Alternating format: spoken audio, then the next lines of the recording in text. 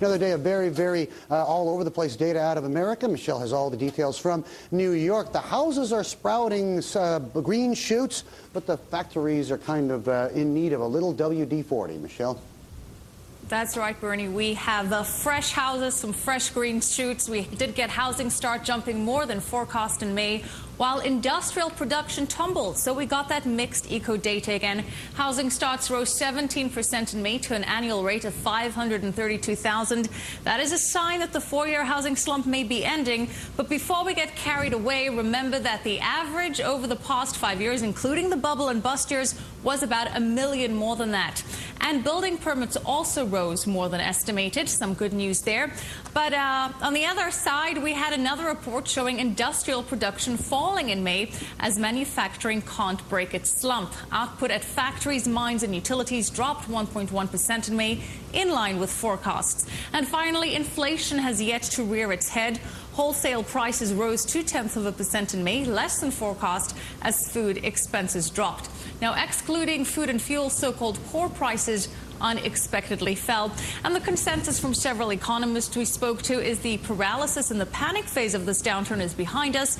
The rate of decline has slowed, but there are a lot of problems ahead, and unemployment continues to be the big obstacle here.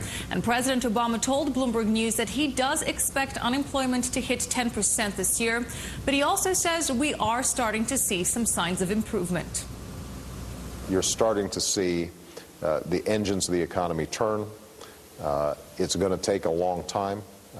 We had a huge deleveraging that took place, but I'm confident that if we take the steps that are necessary on healthcare, on energy, on education, if we get a strong financial regulatory system in place so that people have confidence in the markets again, that we will end up seeing recovery shortly.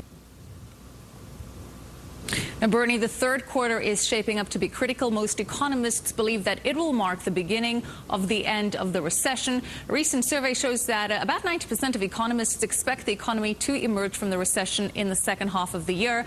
I'd like you to put that question over to your guest, Paul Sheard, and see if he agrees with that consensus, Bernie. Okay, Paul, how about that? When's the recession going to end? Q3, Q4, 2010. H2 2010. Yeah, all of the above. Depends where you're looking, Bernie. Yeah, and I basically agree with that. On our forecast, we would actually have the U.S. economy still shrinking about 1% in the second quarter, but eking out a little bit of positive growth in the third quarter. So the recession ending in the second quarter. But, you know, it could slip a quarter here or there. The key point is the elevator that was in free fall in the fourth quarter and the fourth of last year, the first quarter of this year, you know, is coming to a stop. And, you know, it's not going to move very fast in the other direction, but that free fall, I think, is pretty much over. It's kind of like trying to heal a broken shin bone. It looks like the cast is going to be on for some time to come, isn't it? I mean, it's nothing. We're not exactly getting back to the Roaring '20s, are we? In any way, anytime soon. I think that's a very unlikely proposition indeed. You know, the headwinds for the economy are going to be pretty stiff, I think. You know, for the next couple of years at least. This is a you know, we've just been through the worst financial crisis and the worst global recession since the 1930s. You know, we're not out of the woods yet. And certainly when we come out of the woods, there'll be a few monsters lurking in the bushes still. So, Mr. Sheard, if you think we still have a way to go here, I guess you're not siding with those inflation hawks that are circling the market. Some of them saying that with the economic signs showing that the recession could be over soon and that there's no end in sight to the government's borrowing binge, they think that inflation could be a threat. Others completely disagree. What side of the fence are you on the inflation? Very much on the completely disagree side of the fence. The threat for the economy has been, and still at the margin continues to be, deflation, a financial collapse, you know, a Great Depression. Now, we're not going in that direction now because of the policies that have been adopted.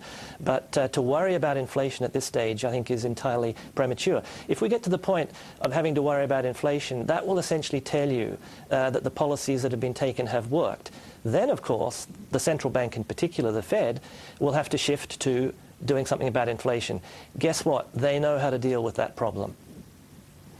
Are you sure they know how to deal with that problem? Aren't they? Don't they tend to be behind the curve with things like this? What are the chances we'll go back to a Jimmy Carter era 21% interest rate kind of a scenario if they do not stay one step ahead at every juncture? Well, I think you put your finger on a very important point, Bernie, which is thinking about this issue and discussing it, we have to separate the issue of whether there could be a temporary burst of inflation coming out of this extraordinary period, essentially because the Fed is behind the curve and monetary policy acts with a lag. So you get a burst of inflation and they have to sort of scamper to catch up. That's a very different scenario. That could happen, definitely could happen. It wouldn't be the end of the world if it did, but it could happen. You have to distinguish that from a scenario where, the Carter scenario, where you do get runaway inflation and inflationary expectations and inflation being embedded in the system. That, I think, is very unlikely. For that to happen, you would effectively, I think, have to see a situation where the central banks, and the Fed in particular in the US, lost its independence. And we just don't see that happening as an institutional change coming out of this period. If it does happen, then it's very serious indeed. Okay, quick question. We're going to hear from the President in a short clip of FaceTime that he gave us a little bit earlier today, Paul. But, we're on the eve of what is going to be arguably the biggest financial overhaul in the regulatory framework since the Great Depression. What are you expecting, and what is the risk of too many federal fingers in the pie really just mucking it up? And we're getting a lot of response, and I'll be bringing some of our viewer input onto the program later on. Well, I think the key issue is going to be dealing with the systemic risk issues. This has been the big lesson, and the reason that the Fed and the government more generally has had to take such drastic action came into this crisis and the bursting of the bubble ill-prepared for systemic events. It's really been the first run on the capital markets. So there's going to be a lot of attention paid to that issue, I think. How do you deal with the fact that you can have runs on capital markets? Nobody wants to shut down capital markets, but nobody wants to be in a situation in the future having to do what has happened in the last 6 months or so. Right. So you've got to sort of deal with these issues ex ante rather than ex post. There's going to need to be more regulation, and somebody's going to have to do it. Probably the Fed's going to have a bigger role. Okay, looks that way. And we're going to hear from the man himself.